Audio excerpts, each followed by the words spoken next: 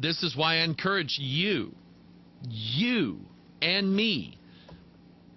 And my mom always told me, Mike, remember, when you got one finger pointed at somebody else, you got three pointed back at yourself. And I went, oh, okay.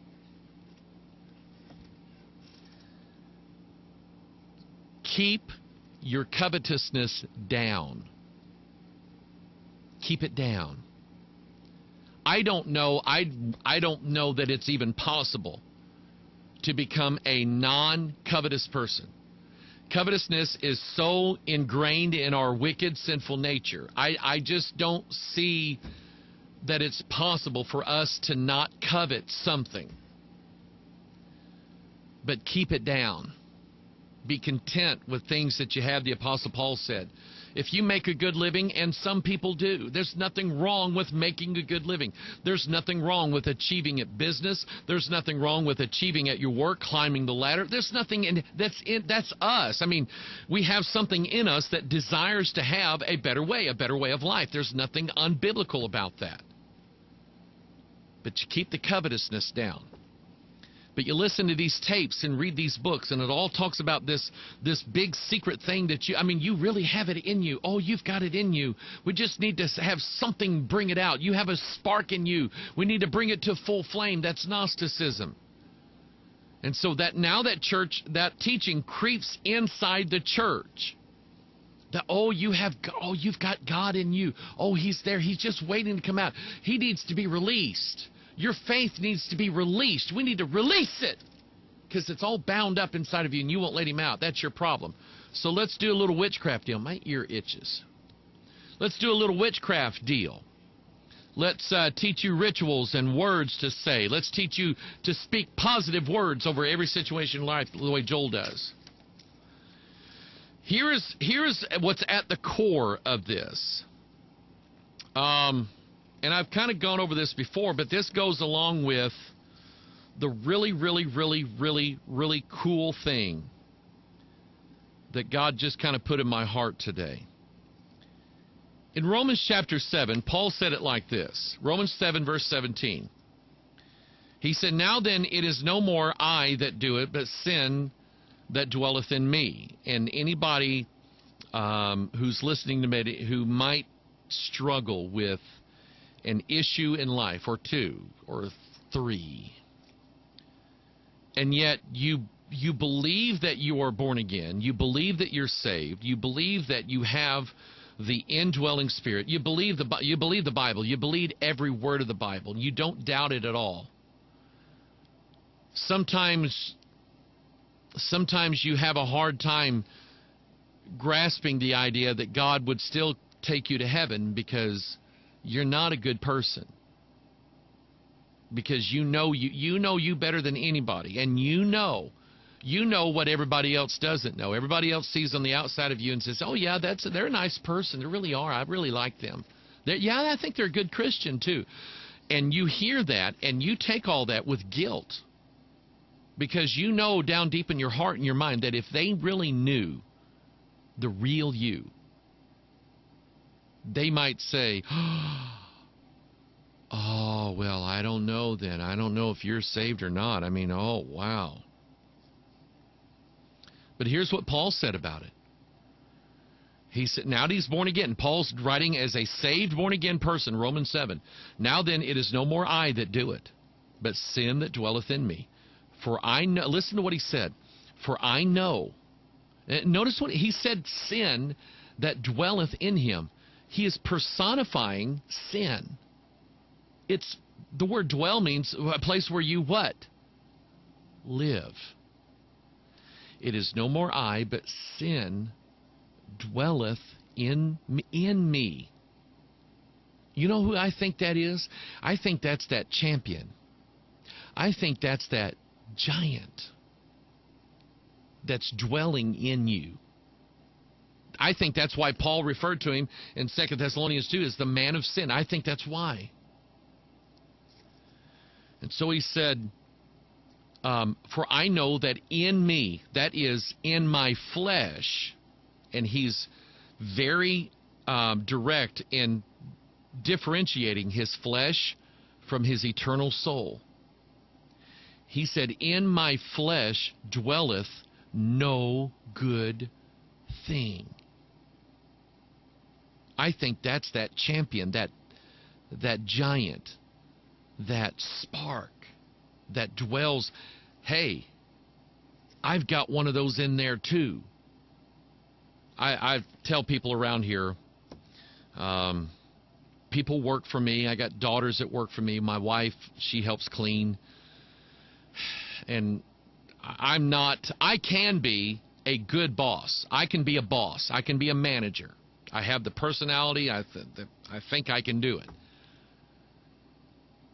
But I can't be a good pastor and a good dad and a good husband and be the kind of boss that I would probably have to be.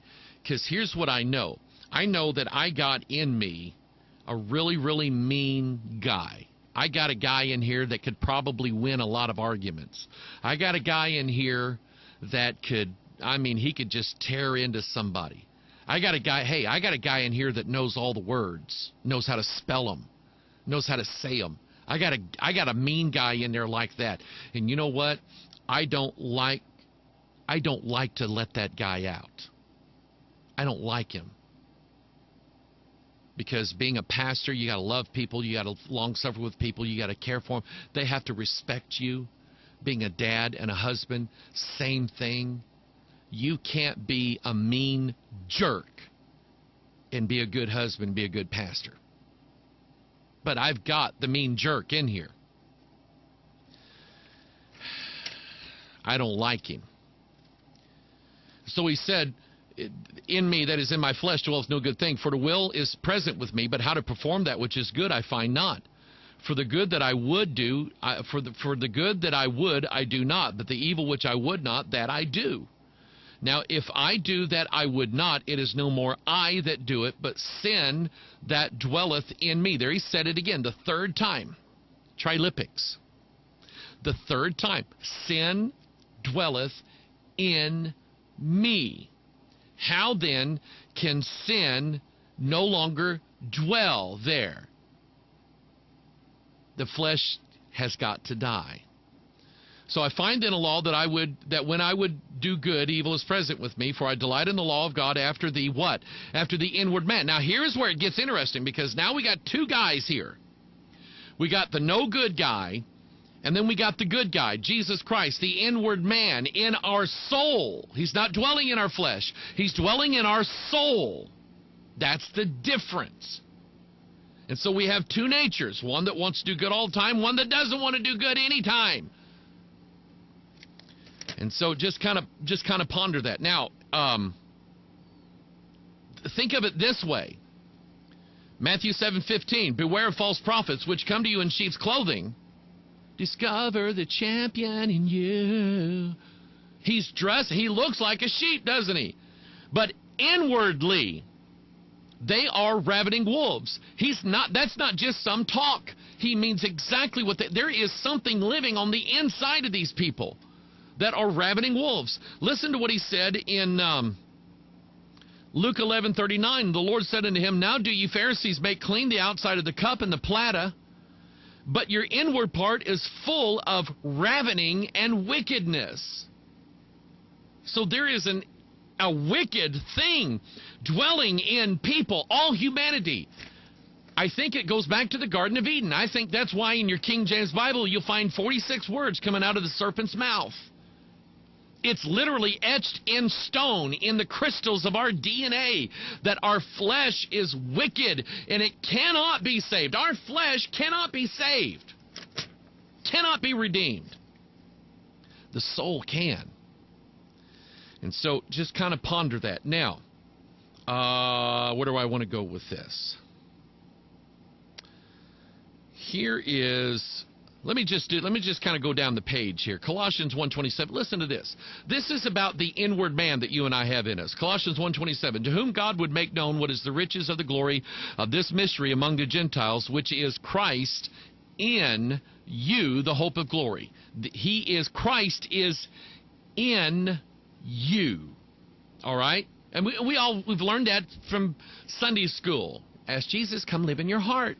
And so Christ literally is in us. How? How? This is what I like. How is it that Christ is in us? How is that?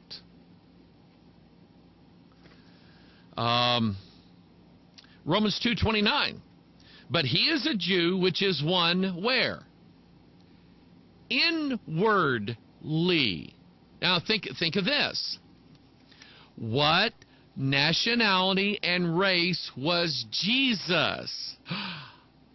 He was a Jew. In fact, he was, still is, the king of the Jews.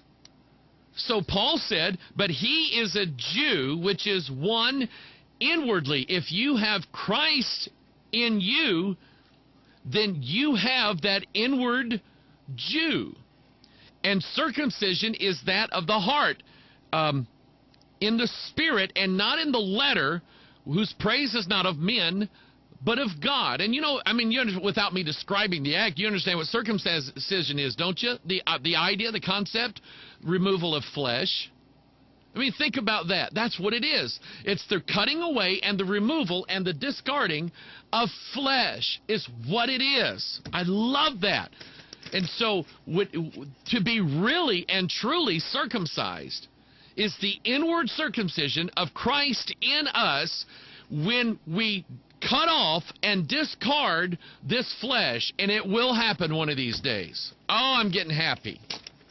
I can't wait to have this flesh discarded. Even though I'm on new medication, I still can't wait to have the flesh discarded. 2 Corinthians 4:16, for which cause we faint not, but though our outward man perish. What's he talking about? Our flesh. If you could let me say, the foreskin, our flesh, that has to be circumcised off. He said, though our outward man perish, yet the inward man is renewed day by day. How? How does that happen? Well, if it's Christ in us, and Christ is our righteousness, and Christ is, in Malachi, the Son, S-U-N, of righteousness, who arises with healing in his wings, that's how it happens. Because Christ is the Son, capital S-U-N. And our inward man is renewed day by day. Have you ever, listen to me, have you ever had one of these days where, you just blew it? God, I'll never do this again. And you did it. And you go to bed that night, God,